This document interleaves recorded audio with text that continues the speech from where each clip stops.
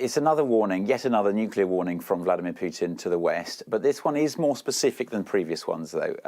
So as President Zelensky was addressing the UN, President Putin here was addressing his Security Council about changing Russia's nuclear doctrine, which is the document that defines when and how Russia could use nuclear weapons. Currently, it states that they can be used if the security of the state is at risk, which is quite a nebulous concept, of course.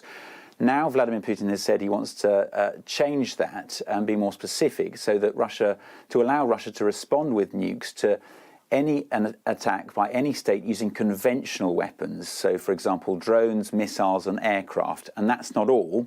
He also said that Moscow would consider any assault from a non-nuclear power that's supported by a nuclear power to be a joint attack. And you don't have to be a military genius to understand that he was referring there to Ukraine being supported by NATO. It was a very thinly veiled warning indeed. So why is he saying this now? It's all a response to this issue being mulled by the UK and the US still over whether or not to allow Ukraine to use Western weapons to strike deeper inside Russia. They still haven't reached an agreement on that.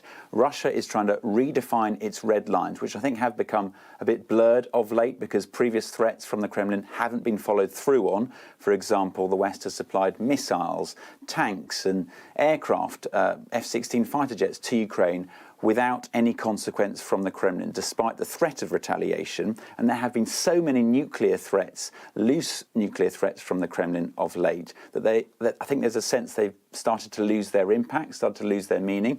So this, I think, is an attempt to redefine these threats, be more specific, be more defined and be more tangible. But the fundamental question remains, and that is this another bluff from Vladimir Putin, or is it for real?